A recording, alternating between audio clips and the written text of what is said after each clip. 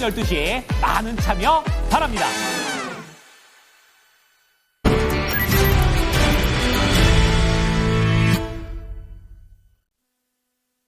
쓰리포인트입니다. 알파경제 김종효 이사 모셨습니다. 안녕하세요. 안녕하십니까. 예, 첫 번째 포인트부터 잡아보겠습니다. 오늘 시장의 중심에서는 약간 벗어나 있기는 한데 이 부분 놓쳐서는 안 되겠죠. 삼성전자의 변화의 흐름입니다. 오늘은 부합권 내에서 왔다 갔다 하지만은 최근에 수급에서 뭔가 다른 징조를 보이고 있습니다. 오늘 포함해서 벌써 쌍끌이 매수가 3거래를 연속해서 이어지고 있습니다. 그동안에는 HBM 못한다, 못한다, 오너 리스크다, 이런 표현들이 따라붙었다면 요즘에는 뭔가 분위기가 조금씩 바뀐 듯한 모습인데요. 삼성전자 투자 포인트 몇 가지 짚어주세요.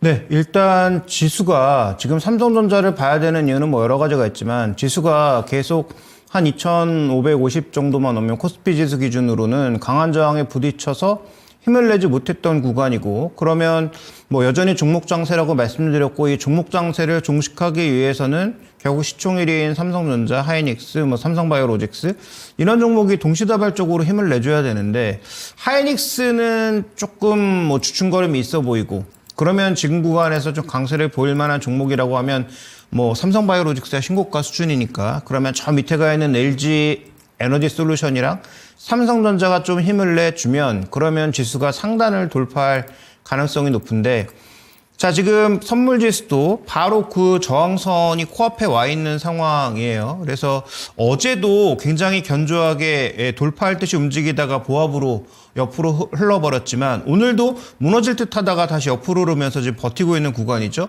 그 중심에는 말씀해 주셨던 삼성전자가 있습니다. 삼성전자의 지금 기관 외국인 동향을 보시면 2월부터 명확하게 매도는 멈췄습니다. 그 다음에 매수도 조금씩 유입되는 그런 양상으로 전개가 되고 있는데, 이게 수급으로만 볼 게 아니라 몇 가지 재료가 지금 겹쳐 있는 상황이죠. 아침에 이제 오전에 개장 이전에 언급했던 삼성전자의 블록딜. 지금 보면은 모건스탠리 중심으로 받고 있는 것으로 보이죠. 그래서 물량이 생각보다 꽤 많은데 종가에 끝나봐야 또 시간 내에서 거래가 되는 걸 맞춰봐야 알겠습니다만, 어쨌든 이 대량의 물량을 장기 투자자가 가져가는 상황이라면, 그 다음에 또 3조 원의 소각이 이루어진다면 이게 전제가 이미 결정된 전제라는 거예요. 그래서 나오는 물량은 누군가 비교적 싼 가격에 대규모로 사가고, 그 다음에 현재 구간에서 삼성전자의 자사주 매입이 서서히 끝나가는 구간에서 소각이 시작되는 구간, 그러면 자연스럽게 EPS가 올라갈 수 있는 그런 구간이라는 점, 이런 수급적인 여러 가지 변화가 진행되고 있다는 게 첫 번째 포인트. 그다음에 두 번째 포인트는 아침에도 이미 말씀드렸지만 중국의 IT 세트에 대거 소진이 있었다.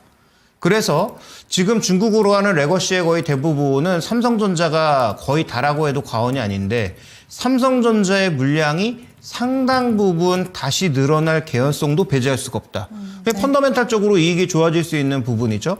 그 다음에 이제 갤럭시 S25가 얼마나 팔릴지 항상 결과를 봐야 되긴 하지만, 사전 예약은 나쁘지 않았고, 사전 예약을 또 실제로 실행하는 과정에서 판매량은 일부 낮아질 수도 있겠습니다. 그런데 어쨌든 성능에 대해서는 비교적 긍정적인 평가가 말씀드렸던 것처럼 11월 달에 나온 중국폰에서부터 나왔고, 그러니까 지금 그 퀄컴의 스냅드래곤 8 엘리트를 쓰는 칩에서는 이미 좋은 평가가 나왔고, 삼성전자와 관련돼서도 좋은 평가가 나오고 있단 말이죠. 그 다음에 이제 그 더 앞단에서 움직일 수 있는 삼성전기의 빠른 반등, 이런 여러 가지 증거를 조금 종합해 보면 삼성전자는 여러 가지 좀 호재가 있는 게 아닌가 생각이 들고, 마지막 세 번째, 이것도 아침에 말씀드린 내용인데 정책적 이슈라는 거죠. 물론 본회의 통과라는 게 남아 있습니다만, 그 다음에 제 생각에는 이것도 많이 부족한 것으로 보입니다만, 어쨌든 투자 금액의 30%를 다시 회수할 수 있는 그런 법안이 만약에 확정이 된다면, 그 칩스법 얘기하시는 거죠? 맞습니다. 그러면 삼성전자가 지금 추가 투자에 있어서 주춤거리고 있는 것이 이 정도로 부족하다라는 것이고, 실제로 투자할 만한 어떤 수요가 없는 상황에서 공격적인 투자를 할 이유가 없었기 때문에 주저한 것인데, 최근에 분위기가 어떻게 바뀌고 있습니까? 엔비디아 칩 비싼데 엔비디아 칩을 어쩔 수 없이 사야 되는 입장에서 일부 추론칩은 에이직으로 바꾸려는 시도가 나타나고 있고 여기에 브로드컴이니 딥시크니 여러 업체들이 뛰어들면서 판도가 약간 바뀌고 있는 상황이고 미국 대통령은 대놓고 나서서 우방이고 뭐고 상관없고 무조건 다 관세 내고 네. 동맹이 떨어져 나가든 말든 뭐 이런 식의 대응을 하고 있으니 엔비디아가 과연 칩을 제 속도에 빠르게 만들 수 있을까라는 시기에 또 삼성전자가 이런 여러 상황들을 만났다는 거죠. 그러니까 삼성전자가 잘해서 된 건 아무것도 없어요, 아직은. 그래서 여전히 전제는 삼성전자가 잘해야 된다는 전제가 깔려 있지만 이 세 가지를 근거로 해 본다면 시장이 2550이라는 단기 저항선을 넘어서 무언가 새로운 흐름을 만들어낼 가능성도 한번 생각해 볼 필요가 있겠고 이건 마지막 남은 관세가 소위 이제 반도체로 어떻게 되느냐가 중요한데 근데 여기서의 또 하나 중요한 포인트 하이닉스가 중요하지 삼성전자는 그렇게 중요하지 않다.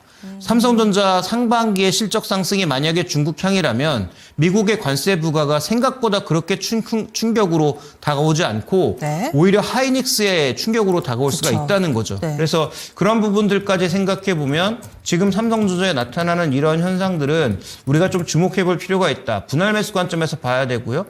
빠른 성과를 원한다면 이미 뭐 움직임이 나타나는 종목군들이 꽤 많이 있잖아요. 뭐 네. 원익그룹 있었고, 그 다음에 뭐 동진세미캠 있었고, 그 다음에 뭐 KC텍이라든지 기존의 삼성전자 형으로 같이 움직였던 여러 종목군들이 뭔가 들썩이는 모습이에요. 근데 이 첨단 산업 안에는 바이오도 포함되어 있고 그다음에 뭐 말씀드렸던 반도체, 2차 전지 이런 것들이 포함되어 있으니 네. 이런 것들이 얼마나 좀 터닝할 수 있는지 그다음에 삼성전자 향으로 주가가 더 많이 빠졌던 종목군들의 움직임이 같이 나타날 수 있는지 또한 대덕전자나 신텍처럼 삼성전자의 물량과 붙어 움직일 수 있는 PCB 쪽 뭐 이런 쪽까지 한번 우리가 같이 봐야 되지 않느냐.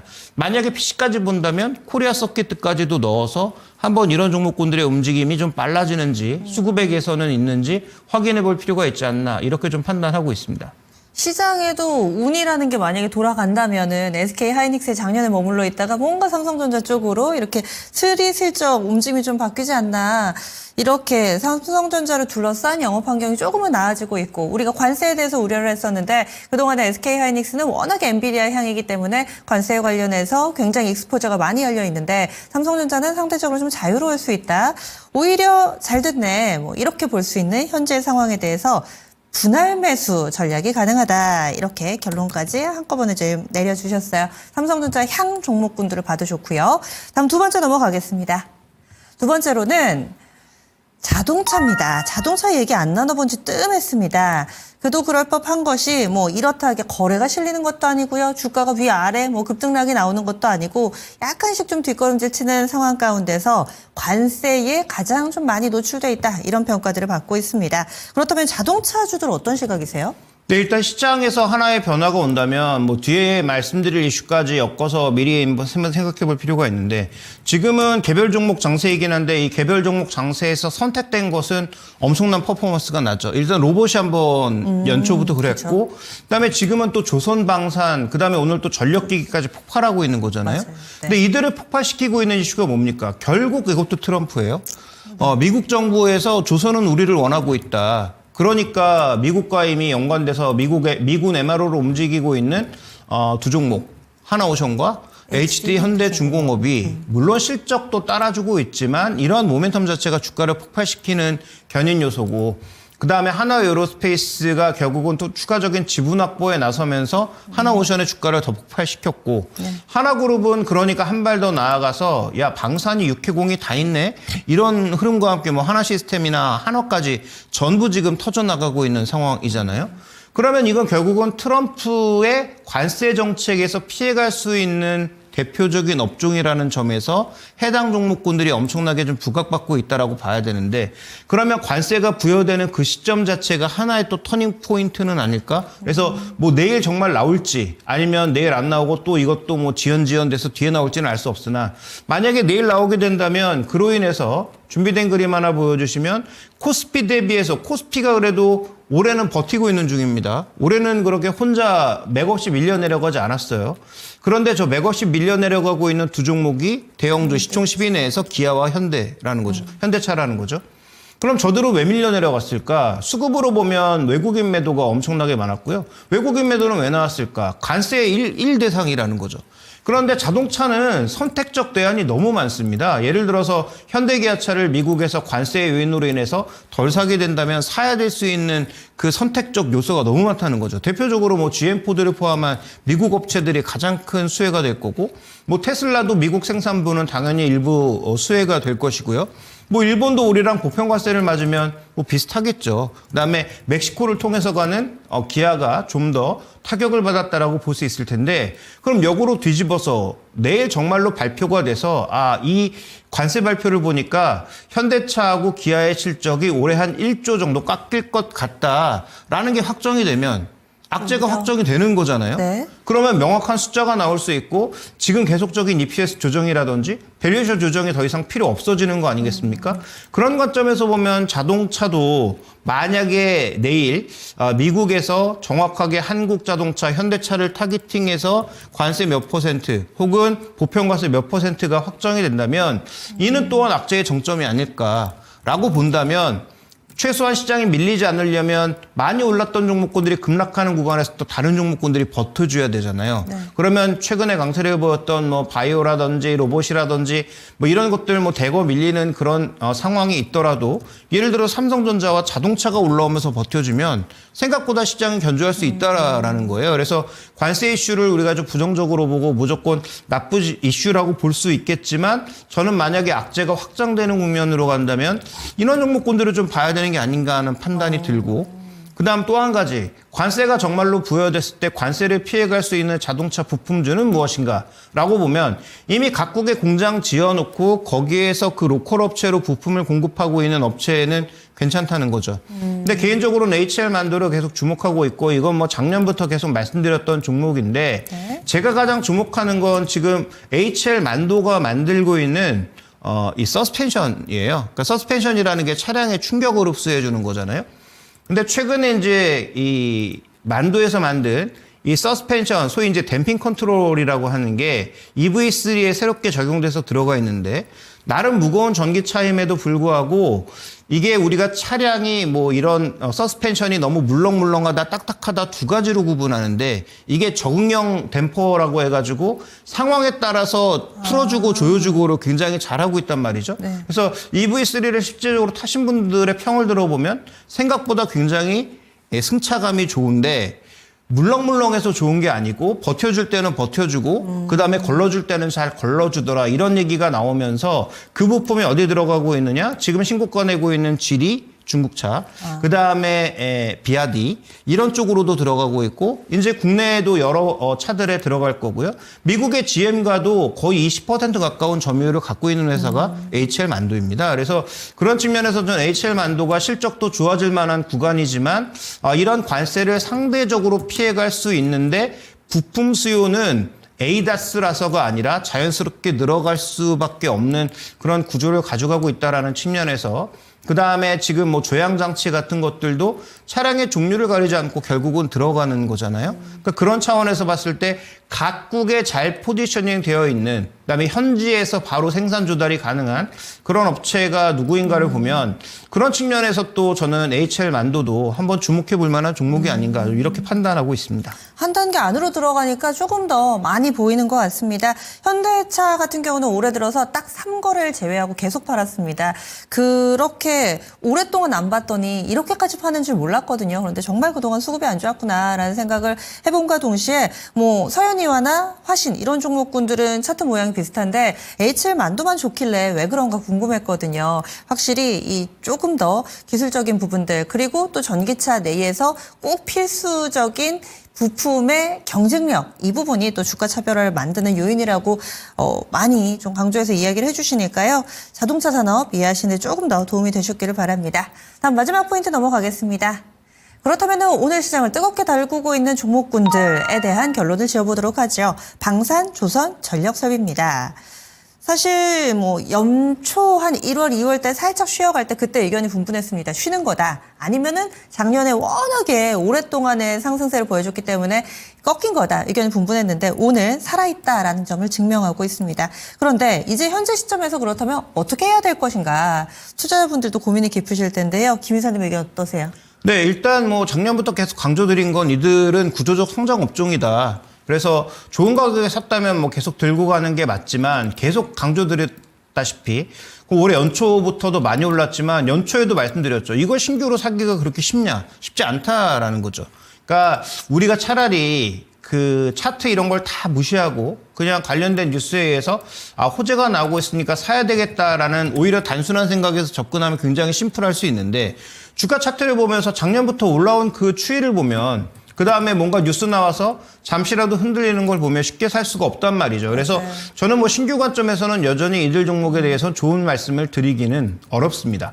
근데 이제 그렇다면 보유자들의 입장에서는 어떻게 해야 되느냐가 관건일 텐데 아까 자동차를 말씀드리면서 언급드렸던 것처럼 이미 이렇게 이들 종목이 올라온 가장 메인 이슈가 뭐냐?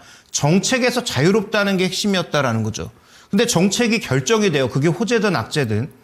그러면 그 호재를 반영하면서 미리 올랐던 종목군들이 제가 보기엔 좀 과속하는 측면이 분명히 있거든요. 그러면 이들 종목이 추가적으로 계속 이렇게 급등할 것인가 아니면 이들은 잠시 쉬고 다른 종목으로의 순환을 선택할 것인가를 고민해 볼 필요가 있는데 저는 전자보다는 후자의 가능성이 조금 높다라고 보는 거죠. 그러니까 절대 오해하시면 안 되는 게 이들 종목의 뭐 주도력이 끝났고 이들 종목은 뭐 지금부터 팔아야 된다라는 말씀을 드리는 게 아니고 보유자분들도 조금 고민이 필요한 부분이 들어왔다라는 거고 신규 매수의 관점에서는 잘못하면 변동성이 커질 수 있는 구간에서 너무 높아진 가격에 사는 것, 특히 이격이 많이 벌어진 상황에서 이런 종목을 공격적으로 사는 것은 적절하지 않으니 그러면 아침에도 잠깐 언급드렸던 것 같은데 6회공 중에 6회는 이미 많이 날아갔다는 거죠. 뭐 육과 관련된 종목, 현대로템이나 뭐 하나에어로스페이스, 뭐 여러 가지 주가 섞이면서 뭐 주가는 이미 천정 가까이 날아가 있고 전력기기도 조금 완만하게 쉬는 듯 하다가 한번 올라갈 때마다 탄력적으로 가고 있고 그 다음에 지금 뭐 방산 쪽의 종목군들도 조선주와 더불어서 굉장히 탄력이 좋거나 신고가로 모두 가버린 상황이잖아요. 그래서 시장이 정말로 공격적이고 좋은 시장이면 당연히 신고가를 따라가는 게 맞지만 공교롭게도 내일 만약에 관세 이슈가 결정되면서 나온다면 그러면 이렇게 관세를 피해서 올랐던 뭐 엔터주까지 포함해서 단기간에 많이 오른 종목군들에게는 약간 주춤거릴 수 있는 그런 기회가 될 수 있고 그러면 시장이 전체적으로 죽지 않는다라는 차원에서 아까 말씀드렸던 반도체, 소외됐던 자동차 이런 것들이 조금 움직일 가능성과 더불어 육해공 안에서 어떻게 보면 항공 쪽이 가장 안 움직였죠. 여기서는 대한항공 얘기하는 거 아닙니다. 한국항공우주라든지 뭐 세트레가이라든지 뭐 이런 종목군들이 상대적으로 덜 움직였거나 아니면 최근 움직였어도 뭐 비교적 뭐 폭이 작았는데 한국항공우주는 삼성전자랑 똑같죠. 자기가 못한 거잖아요. 수주 목표도 못 채우고 그다음에 회사 내부적으로 이슈도 워낙 많고 뭐 이러면서 스스로 못 간 건데 올해도 수주 목표를 지금 8조 얘기하고 있어요. 근데 KF21이라든지 그다음에 수리온과 관련된 매출 수주 이슈가 언제쯤 실적으로 잡히느냐가 결국 관건입니다. 그래서 한국항공우주 같은 종목군들에게 우리가 조금 봐야 되지 않을까? 그러니까 신규 쪽으로 본다면 그런 소외주 쪽에 순환이 돌 가능성에 대해서 베팅하는 게 그나마 좀 확률을 높이거나 아니면 변동성을 줄일 수 있는 전략적 접근이 아닌가라고 봐서 저는 지금 뭐 잘 나가고 있는 조선주, 그 다음에 뭐 방산주 가지고 계시다면 당연히 홀딩인데 그 외에 이제 신규 매수를 고민하시는 분들의 입장에서는 지금 이런 소외주 쪽에 좀 더 베팅을 한번 생각해 보는 것이 단기적으로는 낫지 않을까. 물론 중장기적으로는 뭐 전력기기나 뭐 조선이나 방산이나 여전히 그 산업의 상승여력은 있다라고 보고 있고요. 다만 이런 종목군들의 특성은 뭡니까? 상승여력이 떨어지기 시작하면, 그러니까 산업의 상승여력이 떨어지면 주가의 상승 속도도 떨어지게 마련입니다. 예, 알겠습니다. 그래서 이 시간 중간부터 보신 분들은 그래서 잘 나가는 종목군들 지금 꺾인다는 건가 팔라는 건가 이렇게 오해 없으시기 바랍니다. 산업 계속 된다. 조선, 방산 그리고 전력설비 이 일찌감치 아래쪽에서 잡으신 분들은 아마 작은 출렁거림 거의 신경도 안 쓰실 거예요. 그대로 홀딩해 주시면 되고 산업의 성장 여기에 계속 몸을 실어주시면 되는데 지금이라도 이 배에 올라타야 되는 것인가 고민을 하고 계시다면은 신규 접근을 하실 때는 조금은 덜 오른 종목을 보시는 게 단기에 조금 수익률 제고하시는데 수월하지 않을까라는 투자 의견도 함께 전해드립니다. 그러면 김인선님과는 여기서 인사 나눌게요. 고맙습니다.